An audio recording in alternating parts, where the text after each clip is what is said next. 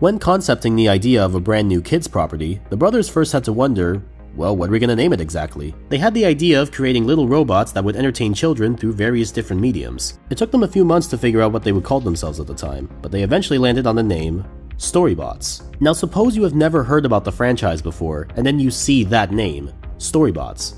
What does it mean? What does StoryBots entail, and what can we expect whenever we hear the name StoryBots? Well, here's my definition. The name is comprised of two words, story and bots. The word bots in the name tells us that, okay, it's about robots. Simple enough. But what about the first part? Story. What does that mean? As the word suggests, the story means, well, a story, or a narrative. It tells us that there's going to be stories within the franchise, ways of showing events, realistic or fantasy, within the mediums they're presented in. So in the simplest definition, without even looking at what StoryBots has to offer, we can infer that StoryBots is about robots that have stories in it. Alright, seems pretty legit. As we'll see later in the music videos, they cleverly have stories within the music itself, in a way that's not too obvious for the casual viewer, but for those who pay closer attention to the finer details, myself included. That's what I really like about the company's title. The name alone is very convincing. It's short and easy to understand, it conveys a lot of feelings, like happiness and curiosity, and it does a great job at setting up for what the company does in the later years, and is something they still do in the present day, which I really love.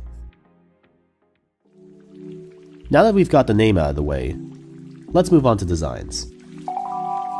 What you're seeing right now are the first ever patented designs of the StoryBots. As you can see, these designs are radically different from the ones you see today, and look almost nothing like their final counterparts. But there was a big reason for that, and it comes down to the design itself. Someone probably looked at these designs and said, yeah, these look like cool designs on their own, but how would we exactly animate them? It would be quite the challenge to animate these robots individually, and through the many different styles as well, so it was quickly chucked in the trash bin. They went through many different designs for the StoryBots, some even looking even more different to the ones we saw before. But after much deliberation, they finally decided on the design that would become the basis of the franchise moving forward. This depiction of two robots named Beep and Boop would become the first exposure to this philosophy, and funnily enough, would also become the first two characters in the franchise. These designs would later be used in StoryBots' first ever application, Beep and Boop, released in 2012. Among its popular success, they then made several apps and games revolving around the StoryBots, which eventually evolved into the infamous and ill-fated StoryBots Classroom. I've already made a video covering the website in full, so if you want more context about the website and the games, the link to that video will be down in the description. But getting back to the designs, they soon laid down the basis for how to create these characters with an easy step-by-step tutorial. Literally anyone can create these characters with ease. First you draw a circle for the head, then you draw a rectangle just below it for the torso. After that you can add the arms and legs of the robot, erase the curve of the circle on the inside and draw a rectangle for the chest plate, add the eyes on the head, eyebrows are optional, and bada bing bada boom, you got a StoryBot. Notice how easy that was to follow. Aside from the arms and legs, everything about the design is very simple. It's made up of simple shapes like circles and rectangles, things that are generally easy to make. This is also true for the coloring, which is the next step. There are a total of 3 main colors for a StoryBot. There's of course the main color for the body, which can be any color of your choosing, one color for the arms and legs, and one for the wheels. The color for the hands are relatively the same, being typical gray. And that's pretty much it. Just like the designs, the colors follow a similar format, where it's not too complex with various different colors, but keeping it down to 3 makes things much more efficient. This was an intentional move on the design team, as not only was it easy to make on the animator's side, but also for the fans watching, which is probably why there's so much fan art regarding StoryBots over the years, and it continues to be a mainstay of its popularity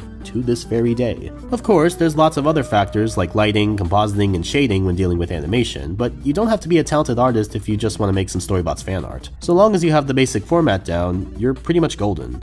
And that, I think, is quite spectacular in my eyes.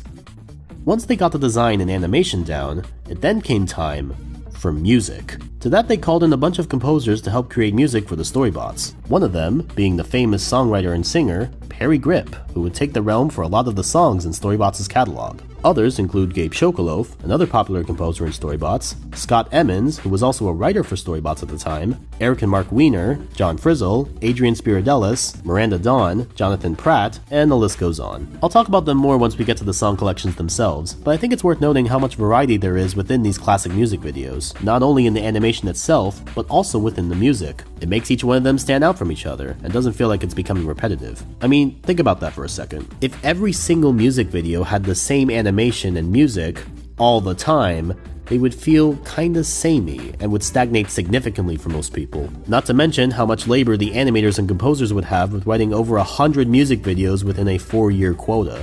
It would get pretty intense, I'm sure. I can respect the brothers for wanting to have variety in their music videos, since it's refreshing to see something being different from the norm. It was very innovative for the team. It draws a fine line between simplicity and variety. It's simple from its design and structure, but it's from that simplicity where there is so much opportunity at stake, hence the variety. Simplicity really does go a long way, just like the Sesame Street music videos they were inspired by from the very beginning. Simply amazing. Jib Jab's first project would be a music collection about the letters of the alphabet. Production ended sometime in early 2012. And on June 21st, 2012, the world was introduced to Jib Jab's latest kids property, StoryBots. StoryBots. The franchise was an instant success, as popularity spawned many series and specials in the years following. But we'll get to those eventually.